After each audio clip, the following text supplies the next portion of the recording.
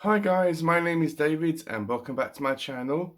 Today I am going to be talking about Beacon 23 by Hugh Howey. This was the second book that I read for subscriber month and this was recommended to me by Afrodo. Hopefully I've said his channel name right. I haven't watched many of his videos currently. I've only watched his BookTube movie tag, which I was introduced to him and his channel. But he seemed to be a real down-to-earth, humble guy, and I've subscribed to his channel, and I cannot wait to watch more of his stuff. So this is going to be just my own thoughts and feelings regarding Beacon 23, and also Hugh Howey as an author. And this is obviously going to be a spoiler-free video as well. So going into Beacon 23, I didn't know anything about the story. I didn't read any synopsis about it, but I did look online to see what genre it fell under, and I confirmed that it was a science fiction book. Beacon 23 was an absolute pleasure to read. If you have enjoyed a novel called The Martian by Andy Weir, then chances are you will enjoy this novel as well, because the main character is very sarcastic. So I saw a massive comparison between The Martian and Beacon 23 when it came to the main character. So in the world of Beacon 23, it is set in the future and humanity is at war with this alien race. This has been happening for years and they're in a brutal battle against each other. Our main character, which I'm pretty sure doesn't have a name. If he does have a name, please comment down below and I would be interested to know if I overlooked it or whether it wasn't mentioned at all. But our main character, who is a guy, was a soldier fighting in this war. He had an opportunity to destroy a massive nest or a colony of these aliens, but for some unknown reason he decided not to do it. And that resulted in the aliens, for some unknown reason, retreating, and he got a medal for it, and they asked him what he wanted in return, and he just said that he wanted to be left alone and to be put on one of these beacons in outer space. So these beacons are like space stations. There are many of them up in outer space, and they are classified and labelled under a specific number. So there's many different numbers, and our main character happens to be on the 23rd one, so that's why it's called Beacon 23. These beacons primarily are to help NASA address any possible dangers or complications that may be happening and coming to Earth. They are also a point of travel to any neighbouring ships or any salvage crews that want to dock with the beacon. And for the most part, they are only occupied by one person, and this happens for a long period of time. So our main character, because he's been on this beacon for a long time, he has become, I wouldn't say insane, but because he's been isolated for such a long time, he notices certain noises on the ship that irritate him, all these like beeps and blops and all that. It kind of irritates him, and he's kind of losing his mind as well. He's very sarcastic, he is very funny, and that's what he shares with the main character from The Martian, is his humour and his way to be sarcastic. But unlike that character, he isn't a scientist. He doesn't have a scientific mind. He is just a regular soldier and an ordinary person. But the book does sometimes go in depth with how things work, not to an extreme level, but to give you enough information to know, okay, this is basically what it does and how it works. And he's a very interesting individual. He never wants to go back to Earth, even if his contract ends, he never wants to go back, as he knows that he only wants to stay in the Beacon basically until he dies. It isn't like that he doesn't want to be around people or that he hates people. It's just that I think that he's been in this situation for such a long time, he's used to it. So one day, when he's looking out into space, he sees this ship crashing into this asteroid field, which completely destroys the ship and kills all of the crew. And when he investigates this, he discovers this talking rock. Yes, I do mean this actual pebble and this actual piece of rock that he has a conversation with, and it seems sentient. And he gives it a name of Rocky.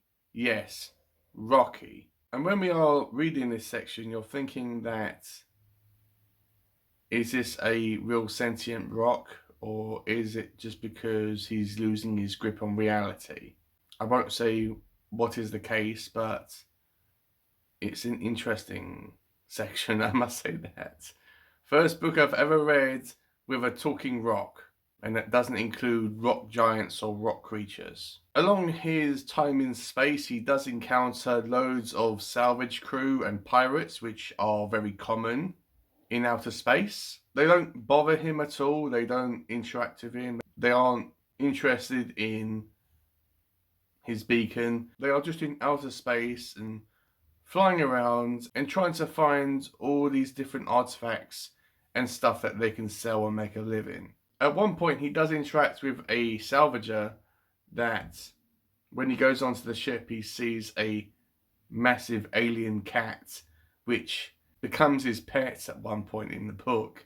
And this cat isn't like a small domestic cat.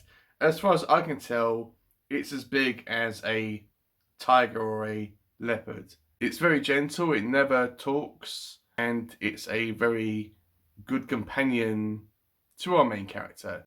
It's kind of like a dog, how it's faithful to him and how it constantly licks his face even though he tells it not to do it.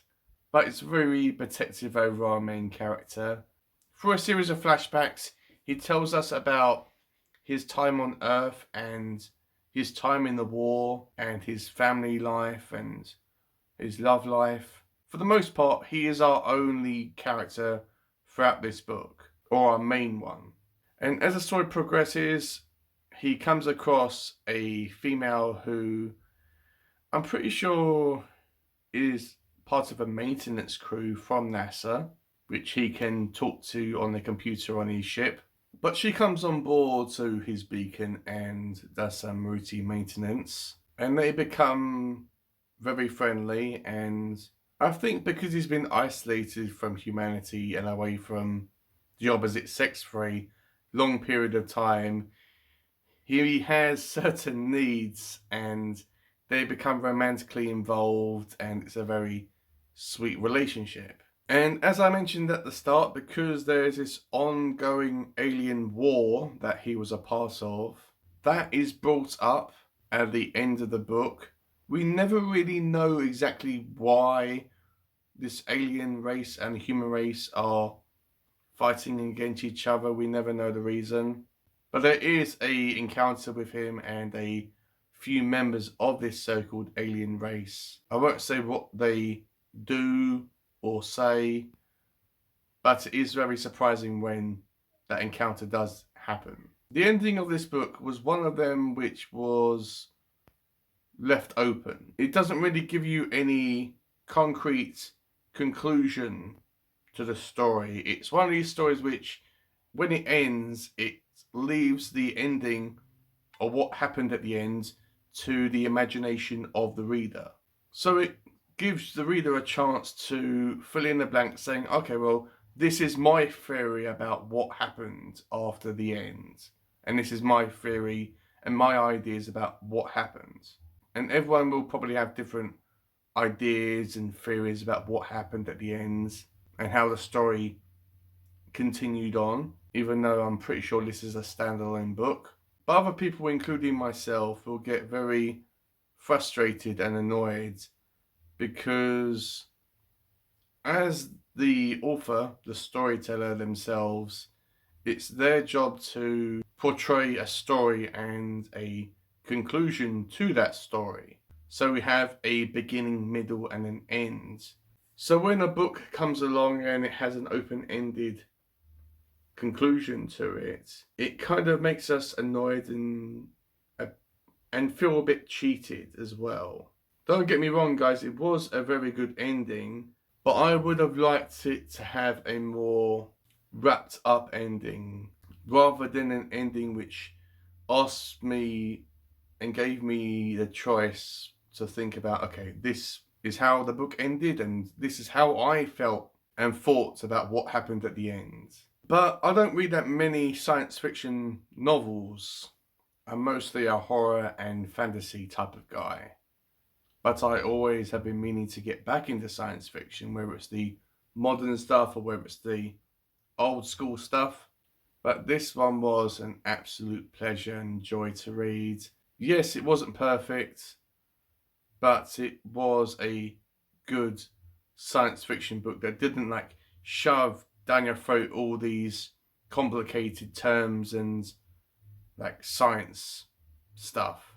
And I cannot wait to read other stuff from Hugh Howey and see what else he has to offer. If you have any recommendations about where to go with his work, then please let me know down below and I will check out that book. And please let me know if he is just a science fiction author or whether he has written other genres as well. But I would definitely recommend this to anyone that's interested into getting into science fiction. It's not complicated or hard to understand whatsoever. The characters are really interesting. The whole world isn't fleshed out and it isn't much world building, but it kind of gives you enough for the situation that you're currently in and you're reading about. And of course, if you are interested in science fiction and if you are a reader of that genre, then yeah, I would definitely recommend this to you as well. So thank you once again, Afrodo, to recommending me this book. Hopefully I'm saying your channel name right. I am doing my best. And I will have a link down to his channel down below. So please feel free to check out his content. As I said, I haven't watched many of his videos. I've only watched one, but I am going to rectify that. So guys, that's all I really had to say. Let me know if you have read this book. What did you think about it? Did you like it? Did you not like it? If you have read it, what did you think about the ending? Have I maybe intrigued you and inspired you to pick this book up and to give it a chance? It is on Kindle and there is obviously a physical copy of it as well. So guys, with all that out of the way, all said and done, all done and dusted, I will see you guys in my next video. Bye.